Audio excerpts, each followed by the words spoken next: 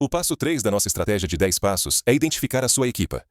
E neste vídeo, quero falar sobre coisas como o tamanho do seu equipe, quem deve estar na sua equipe e os papéis que devem ser constituídos na sua equipe. Então, primeiro, quando pensamos sobre tamanho, o que é realmente interessante sobre esta oportunidade é que há infinitas oportunidades. Quando estamos a falar sobre evangelismo de rua, evangelismo pessoal, evangelismo digital, igreja, evangelismo, realmente há infinitas oportunidades. Deus está trazendo milhões de pessoas até nós. Vão haver milhares de milhões de pessoas interessadas no Mundial Online. Vão haver pessoas que virão e que simplesmente não conseguiremos alcançar. Então é realmente uma oportunidade infinita.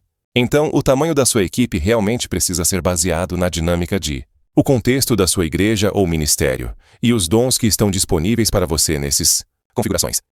Eu diria, no entanto, que é realmente importante que a sua equipa seja grande o suficiente.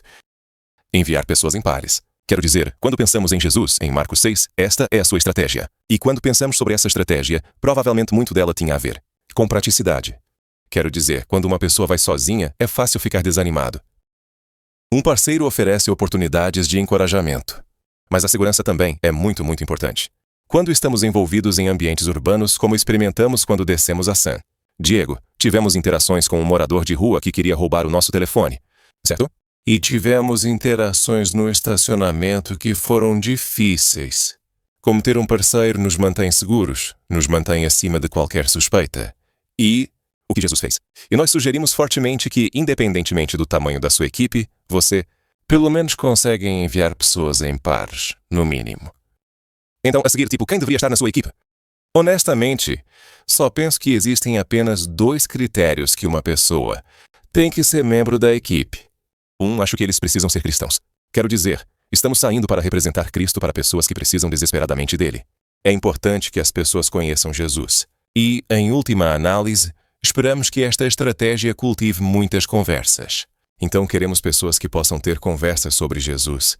E a segunda coisa é que queremos pessoas que sejam capazes de representar bem Cristo. Pessoas que vão ter amor pelas pessoas, um nível de humildade e inteligência emocional sobre como interagir com as pessoas de uma forma que não traga reprovação a Cristo, mas realmente traz glória a Cristo. E então, terceiro, que funções precisamos na nossa equipe? Sabe, um dos principais papéis em que muitos de vocês podem estar pensando é o papel de evangelizador, isso é certo. Precisamos de pessoas que sejam boas em compartilhar o evangelho, mas nem todos precisam ser. Seja forte em compartilhar o evangelho. Há muitos outros papéis que serão necessários na sua equipe. Posso pensar em guerreiros de oração. Sabe, como já falamos nesses vídeos, o sucesso do nosso... A estratégia não vai depender, em última análise, de quão estratégicos fomos ou quão eloquentes. Nós somos, mas vai depender do espírito. Então precisamos de pessoas que estejam em equipas cuja função principal seja orar.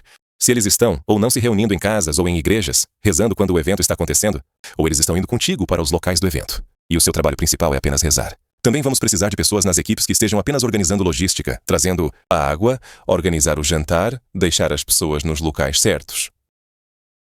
Precisamos de pessoas que vão observar, mas que possam ser apoiantes. Às vezes, quando saímos e compartilhamos o evangelho, há oportunidades para o desânimo. Então eu acho que pessoas na equipe cujo papel principal é encorajador. Então quando você está pensando sobre sua equipe e a dinâmica da equipe, sim, você deveria estar pensando em pessoas que são fortes, talentosas e capazes de compartilhar o evangelho, mas você precisa estar pensando em pessoas que possam desempenhar uma variedade de outros papéis como... Bem, sabes, não precisas de ser um especialista em futebol para estar numa equipa, sabes o que quero dizer? Agora eu diria que saber um pouco sobre futebol é útil. Eu experienciei quando fomos a San Diego que ter uma camisa de futebol abriu...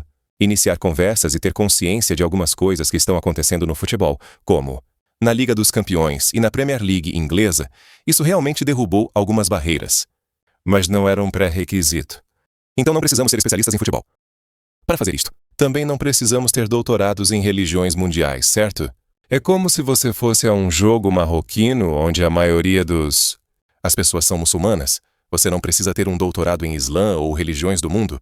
Poderia ir e envolver essas pessoas. Também não precisa de ser bilíngue.